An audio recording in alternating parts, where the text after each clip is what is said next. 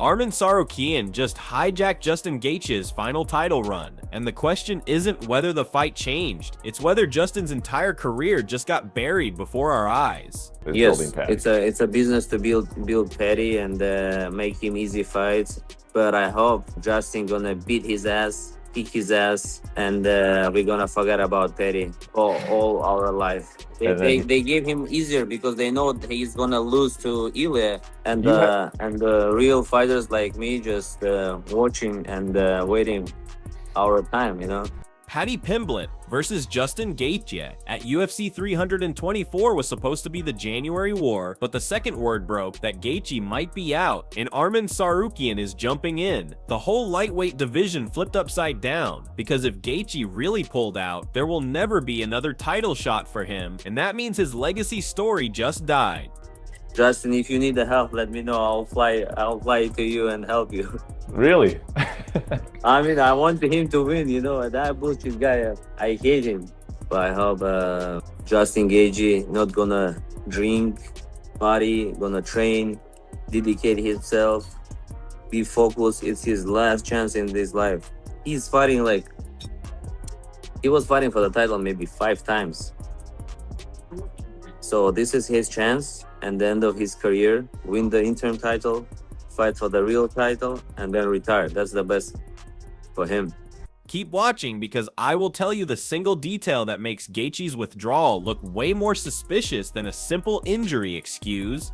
It's the same.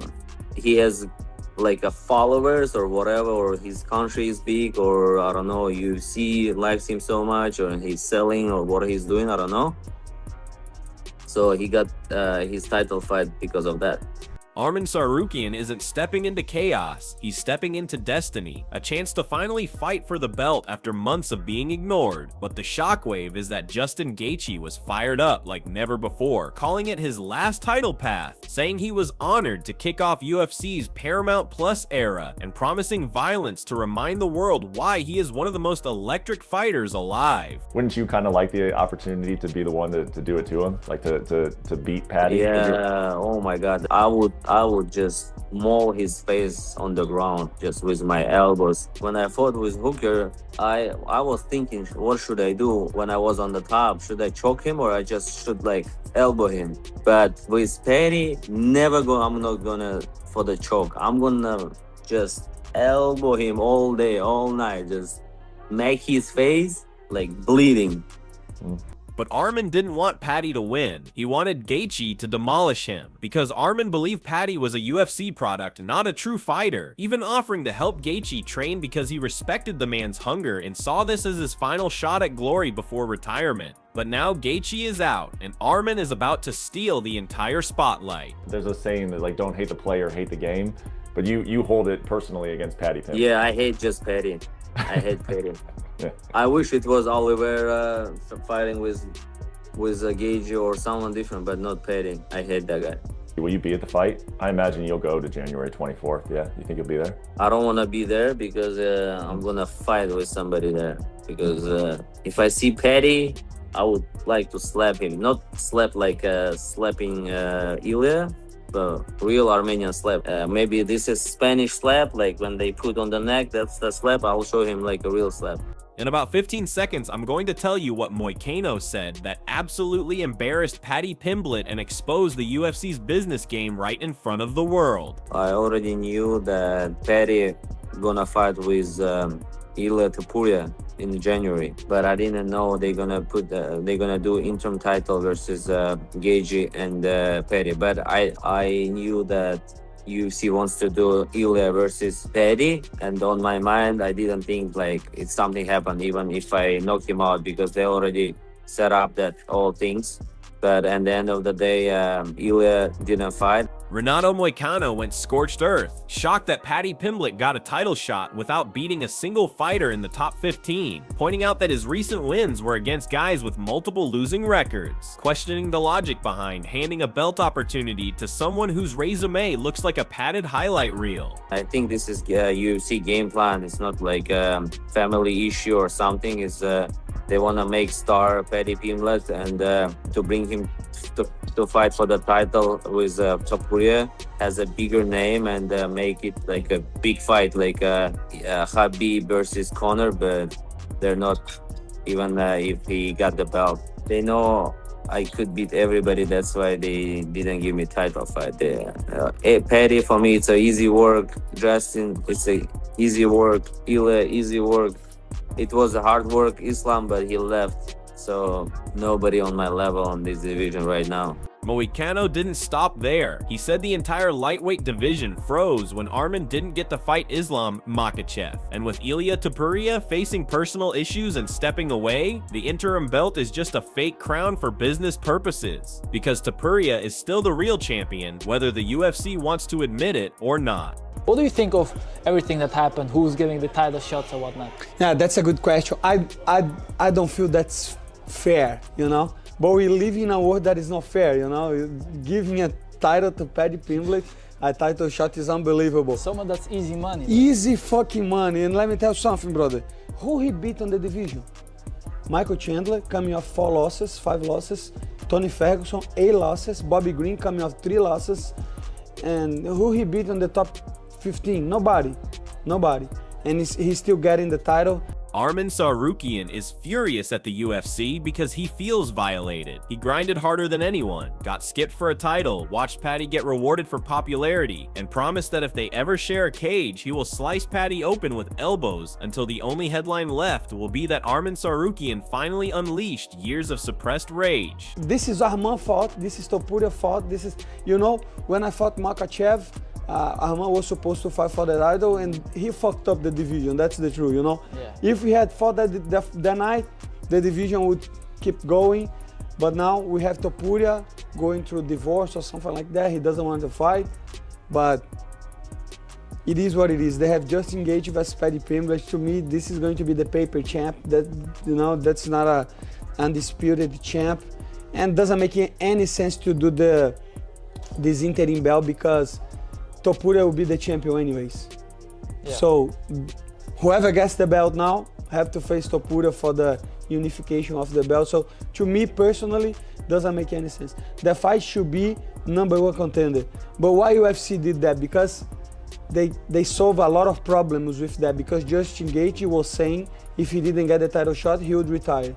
Do not blink, because after this, I'm gonna break down why fans believe Ilia Topuria is terrified of fighting Arman and why the UFC is pretending it isn't a real problem. How do you feel about Ilia not fighting? I don't blame him at all. You know, if he's going through, you know, that kind of stuff, divorce and relationship stuff, you know, it's you gotta figure out that stuff, personal stuff, before you get into fight camp. Your mind needs to be ready, focused, sharp. You need a good team, good, you know, people around you, and if you're dealing with that stuff, it is not a time to be in fight camp. So yeah, I think he's making the right decision. Topuria got blasted for not fighting in early 2026, with fans claiming he is ducking Arman, but Sean O'Malley defended him, saying personal issues like divorce destroy focus, and you simply cannot train for a world title war when your home life is falling apart. Ilia is going through a divorce right now, so of course that's a tough time for anybody, and it is very, very distracting. You can't focus on a fight in the training camp, and certainly an opponent when you're going through a divorce. So I'm certainly not going to talk about that any more than what I have done there. Ilia, we wish you nothing but the best. Michael Bisping doubled down, acknowledging that divorce crushes even the strongest fighters mentally, wishing Ilia the best while saying stepping away was smart and fair. Well, first off, my hat goes off to Ilia for doing that, because a lot of fighters would be like, no, I'm going to hold on to it and make everybody wait. So my hat's off to him for pulling that, the Khalil, not Khalil, but the Jamal Hill and the Yuri Prochazka, right? Like saying, right, you know, I'm going to sit back and I'm going to let these other guys fight for it and let them shake things out the way it needs to shake out. So even though he's not relinquishing the belt, he is letting somebody fight for the interim belt. So my hat's off to him for doing that. And when you have personal problems, you're not going to be able to fight well, and he understands that. So hats off to him for also recognizing that and not just trying to push through, because typically we'd be like, oh man, he should be fighting anyway. But the fact that he's recognizing that he's not going to be able to give us his best work and he needs to sit out for a while, hopefully things get better for him, and I'm wishing him all the luck and success in getting those things behind him so he can come back and fight. Din Thomas even praised Topuria for not clogging up the division, letting the interim title proceed instead of holding up every contender while he deals with his life.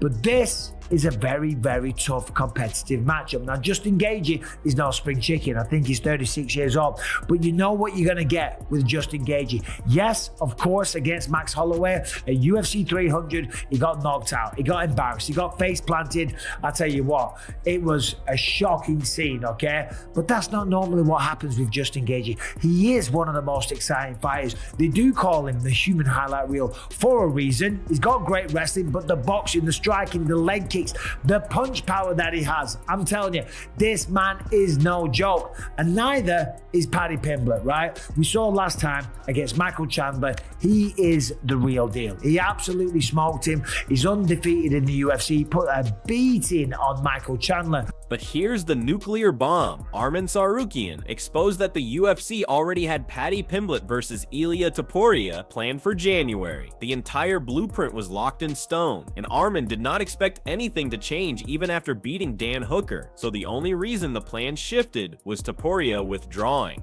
And for Justin Gaethje, this is the final go. This is the final crack of the whip. The man's had 2 title fights in the past, Charles Oliveira to Khabib Nurmagomedov, and now he gets to go up against Paddy Pimblett. Now, talking about the matchup, of course, it is an easier fight for Justin than what it is against Khabib Nurmagomedov, one of the greatest of all time. Islam Makhachev, the current pound for pound, and according to many people, a man that is surpassing Khabib Nurmagomedov, right? So in that regard, it is an easier matchup. Will Paddy be able to take him down? Will he dance around the octagon? Yes, he will. Will he try and replicate the game plan of Max Holloway? Of course he will. Who wouldn't try and do that? You aren't going to stand and go toe-to-toe with Justin Gaethje because the man does have knockout power. But underestimate Paddy at your peril. That's all I'll say about that one, but that is a phenomenal fight. Arman now believes the UFC is building Paddy as a flashy piece for a blockbuster showdown with Topuria, and even though Arman knows he can beat them both, the UFC is treating him like an invisible threat, because the only fighter Arman admits is a real challenge is Islam Makhachev. Everyone else is food.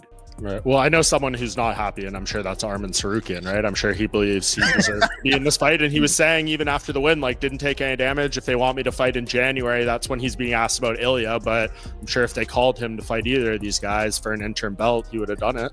You know, and it's unfortunate too, because we put this burden on these fighters, but it says a lot though. It says a lot about the direction that Paramount wants to go with the UFC, really. It says that, listen, we want guys that are going to bang. And it's an unfair burden that we put on fighters to say, we want you to win, be successful and win it. And you also have to entertain us by putting your neck on the line and taking a lot of chances and taking damage in the process. Because when you got guys like Justin Gaethje, that's what they do, but they're fan favorites. A guy like Arman Tsarukyan might not be a fan favorite because he's so grappling oriented. Then Michael Bisping lit gasoline on the storyline by saying Paddy versus Gaethje would be more competitive than people think, praising Gaethje's death touch knockout power while saying Paddy is evolving fast, meaning this wasn't an easy matchup, but a real test. So it's kind of telling of where the direction of where they want the UFC to go, because they're trying to get eyeballs, man. Without eyeballs, the sport goes nowhere. So for Arman Tsarukyan, he might have to sit out for a little bit, but you know, he definitely deserves it and his time is coming.